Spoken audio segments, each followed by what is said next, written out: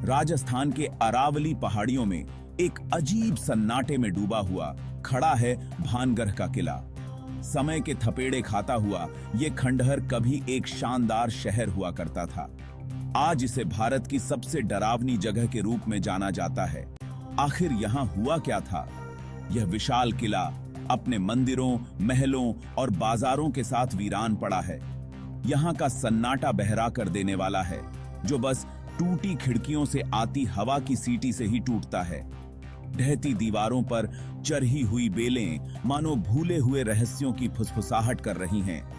यह किला एक शानदार अतीत और एक दुखद अंत का प्रमाण है। भानगढ़ की स्थापना 16वीं शताब्दी में भगवंत दास ने की थी। उन्होंने अपने छोटे बेटे माधो सिंह के लिए यह किला बनवाया था। किंवदंती है कि एक शक्तिशाली साधु गुरु बालूनाथ जहां यह किला है वहां रहा करते थे। उन्होंने किले के निर्माण के लिए सहमति दे दी, लेकिन एक शर्त रखी, किले की परछाई कभी भी उनके निवास पर नहीं पड़नी चाहिए। महत्वाकांक्षी राजा मान गया, लेकिन लगता है कि किस्मत को कुछ और ही मंजूर था। माधो सिंह के वंशज अपनी शक्ति के नशे में चूर होकर किले की दीवारों को ऊंचा उठाते गए। एक दिन जो होना था वो होकर रहा। किले की परछाई साधु के निवास पर जा गिरी। क्रोधित साधु ने पूरे शहर को श्राप दे दिया, यह नष्ट हो जाएगा और कोई भी इसकी दीवारों के भीतर फिर कभी नहीं रह पाएगा। कहते हैं कि श्राप बहुत ही भयानक और तेजी से असर करने वाला था। भानगढ़, जो कभी एक चहल पहल वाला शहर था, मलबे में तब्दील हो गया। कहानियों में बताया जाता है कि एक भयानक युद्ध छिड़ गया जिसने पूरी आबादी को मिटा दिया। समृद्धि का प्रतीक रहा यह किला हमेशा के लिए श्रापित होकर एक भूतिया शहर बन गया। आज भी स्थानीय लोग और पर्यटक श्राप के बारे में धीमी आवाज में बात करते हैं। उनका कहना है कि यह किला मरने वालों की आत्माओं से भरा हुआ है। सूर्यास्त के बाद कोई भी अंदर जाने की हिम्मत नहीं करता। भारतीय पुरातत्व सर्वेक्षण ने प्रवेश द्वार पर एक बोर्ड लगा रखा है, जिस पर अंधेरा होने के बाद प्रवेश वर्जित है।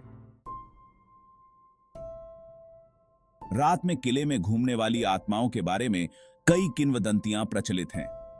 कुछ लोग कहते हैं कि उन्होंने चूड़ियों की खनक और बच्चों की हंसी सुनी है। दूसरों का दावा है कि उन्होंने भूतों को देखा है जिनकी आंखें अंधेरे में चमक रही थीं। यहाँ की हवा डर और अनगिनत अनकही कहानियों के बोझ से भरी हुई है। एक प्रसिद्ध कहानी राजकुमारी रत्नावती की है, जो अपनी सुंदरता के लिए जानी जाती थी। एक जादूगर जो उनसे बेपनाह प्यार करता था, ने उन्हें पाने के लिए काला जादू करने की कोशिश की। राजकुमारी को उसकी योजना का पता चला और उन्होंने उसे नाकाम कर दिया, जिससे जादूगर की मौत हो गई। हालांकि मरने से पहले उसने राजकुमारी और पूरे राज्य को श्राप दे दिया। कुछ लोगों का मानना है कि उनकी बेचैन आत्मा आज भी शांति की तलाश में किले में भटकती रहती है। इतने सालों में कई लोगों ने किले की दीवारों के भीतर रात बिताने की हिम्मत की है। कुछ लोग अजीब और गरीब घटनाओं, बिना वजह के शोर और किसी के देखे जाने की फीलिंग जैसी भयानक कहानियों के साथ लौटे। दूसरे कभी वापस नहीं लौटे। उनके भाग्य रहस्य में डूबे रहे, जिससे इन कहानियों को और भी बल मिला। ऐसी ही एक कहानी उन दोस्तों के एक समूह की है जिन्होंने किंवदंतियों को महज अंधविश्वास मानकर किले में डेरा डालने का फैसला किया। जैसे जैसे रात गहरी होती गई, उन्हें अजीब आवाजें सुनाई देने लगीं और अंधेरे में परछाई हिलती हुई दिखाई देने लगीं। घबराहट में उन्होंने भागने की कोशिश की, लेकिन कहा जाता है कि वे अपना रास्ता भटक गए और फिर कभी नहीं दिखे। कहानियां सच हों या अंधविश्वास, एक बात निर्विवाद है, भानगढ़ का किला रहस्य और उदासी की आभा लिए हुए है। भारतीय पुरातत्व सर्वेक्षण द्वारा रात में प्रवेश पर लगाया गया प्रतिबंध केवल इस रहस्य को और बढ़ाता है। यह किला एक लोकप्रिय पर्यटन स्थल बना हुआ है, जो रोमांच, इतिहास और असाधारण चीजों को देखने की चाहत रखने वालों को आकर्षित करता है। जैसे ही सूरज डूबता है, खंडहरों पर लंबी परछाई पड़ती हैं। भानगढ़ को वो समय बीतने, विश्वास की शक्ति और अज्ञात के प्रति स्थायी आकर्षण की याद दिलाता है। पीढ़ी दर पीढ़ी चली आ रही कहानियां हमारी कल्पनाओं को जकड़े हुए हैं, जो सच्चाई और कल्पना के बीच की रेखाओं को धुंधला करती हैं।